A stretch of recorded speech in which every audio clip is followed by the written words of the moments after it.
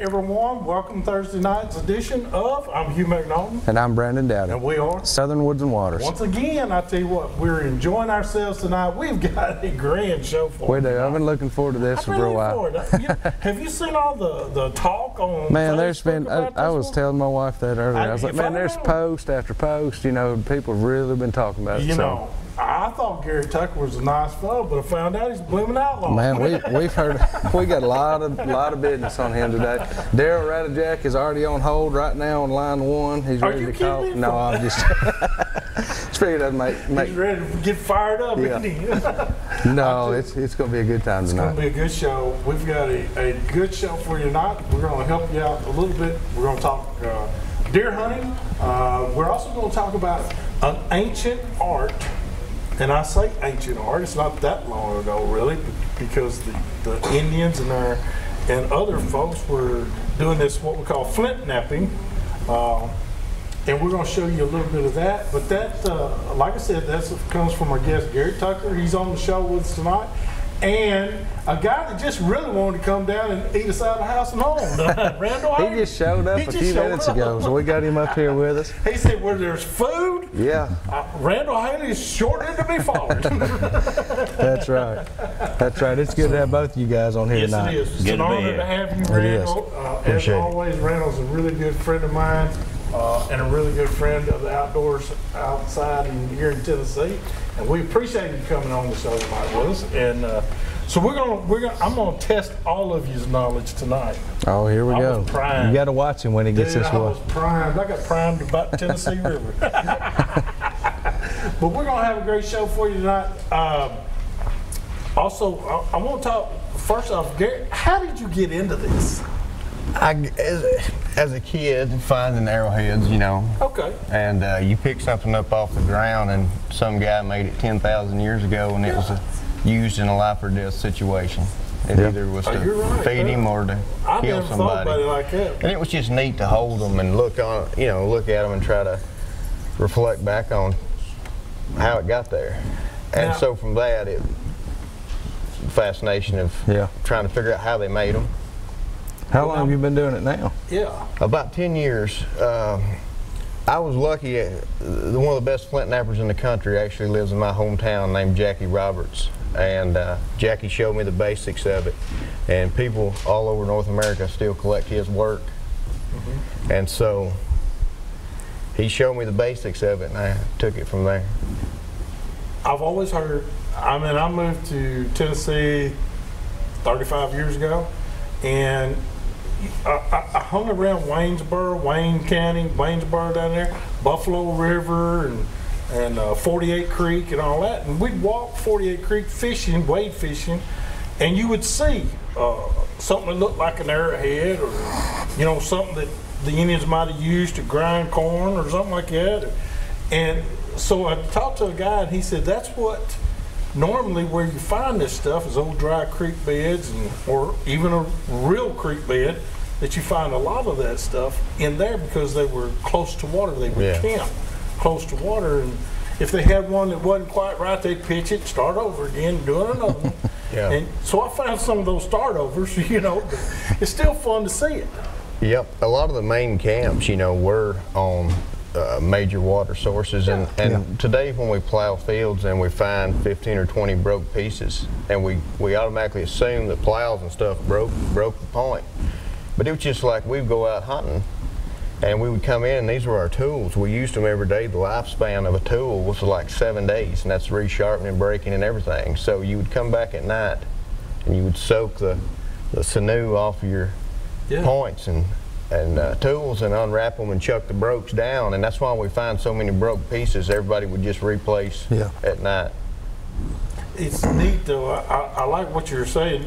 So arrowheads and spears and hatchets and stuff, 7 to 10 days was about the lifespan of it, or just arrows? Well, you can't hold me to that. That's for like a working tool.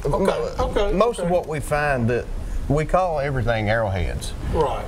But that's kind of a generic term for, supposedly, the bow and arrow didn't enter the technological timeline until about 900 years before we got here. Okay.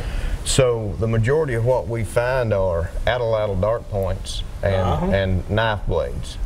And we found a bunch of them all about the same size, and that's got to do with the size flint we had and what they were used for. So my knives are an early model knife with a late model spin on it. Right. You know what I'm saying? Yeah. They wouldn't necessarily have something this big. You can get a lot more done with something small, but these are just kind of fun to look at. Yeah, you know? they are mighty good to look at. They're showpieces. They are. They're beautiful. They're showpieces. Everybody asks me if they're usable. They are absolutely strong enough, sharp enough, and durable enough, and hafted good enough. But why would you when you have a steel blade? Yeah, really. And you'll end up chipping it or something like they did. They survived for 10,000 years with this. Yeah. We could too. Sure.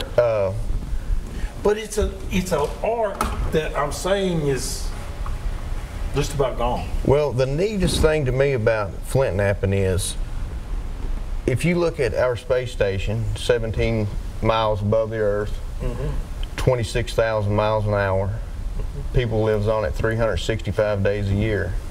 It all started from the first guy sitting on a creek bank, and he hit two rocks together and a sharp flake fell off. And that was the first tool.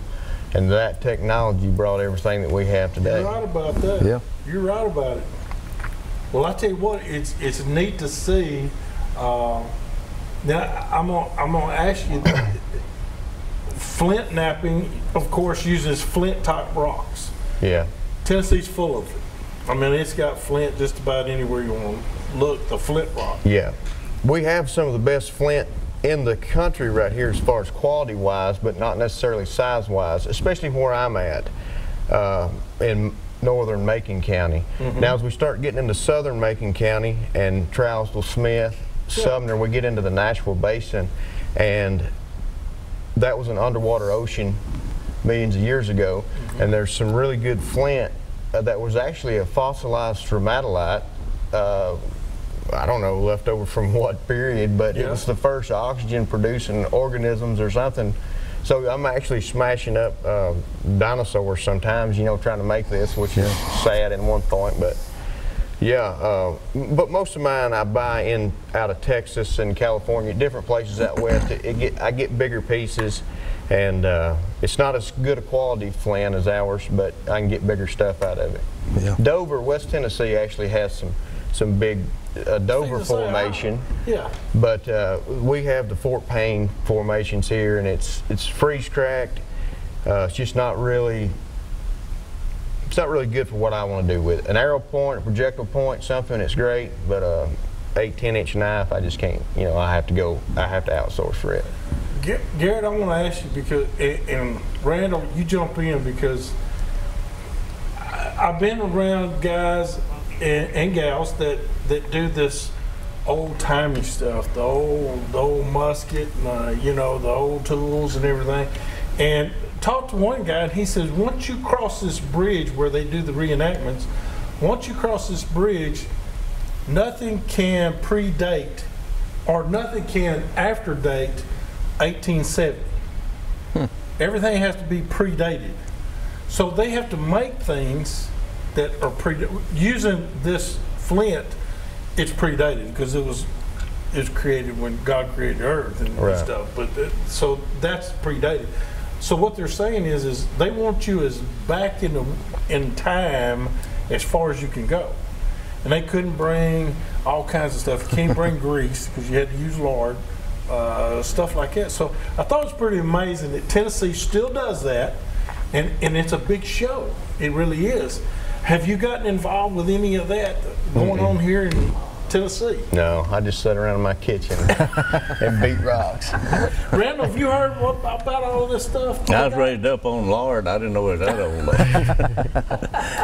We killed hogs and cooked that lard out and ate the cracklings and all that. But I noticed that right there says case XX on it.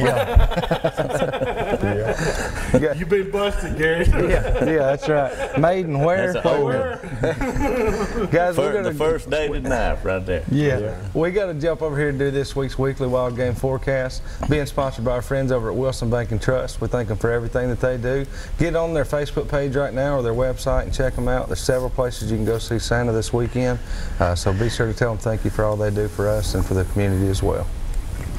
Fishing wise, if Dayton Blair can catch a 5.5 pound smallmouth, anybody can. That's a pretty fish, but he got rid of his lucky jeans. Now it's over now. Lucky jeans, so that's over with. We ain't all gonna fish against him. We got a chance again now. Oh, Fishing's been great. It has picked up. Crappie, oh my goodness, crappie fishing, ladies and gentlemen, is getting better and better every day. Now I think this cold front's going. We've been getting, and smallmouth pictures we've gotten just about every day. Somebody has sent us a smallmouth picture. Yeah, off Dale Hollow. And we got to give a big shout out to Nick Adams and J.G. Allman. They have been wearing out northern pike and muskie in some of our Middle Tennessee waters that most people don't even know about. I had to prove to some guys the other day we had them here. They didn't believe me. They didn't believe it. Nobody believes that. They didn't believe me. I said, man, check this out. Awesome. Well, you know, as far as the deer hunting goes right now, the deer are kind of in what most people would call the secondary rut. The rut is still on. I bet I've been asked 50 times this week if the rut's over.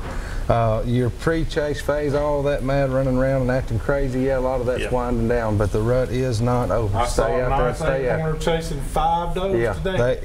This is the time of year when one hot doe can give you just the show of your life if she happens to come by you. She might be your best friend. $7 or $8 behind her. It's a neat time of year to be after them. That's right. Guys, we want to remind you, follow us on Facebook. We got a lot going on there right now. This is the last day, or actually technically tomorrow morning, you'll have to be wrapped up with your entries for our Facebook giveaway, for our Christmas giveaway rather this year. We've got a lot of things on there. We've got a CVA muzzleloader, a fishing trip with Mr. Jake Davis. We've got some smoked Boston butts. I mean, you name it. Chris Benzer just put some things together. There's a lot going on. So we'll remind you to follow us on there. We're going to take a quick break. We'll be back here in just a minute with some more Southern Woods and Waters.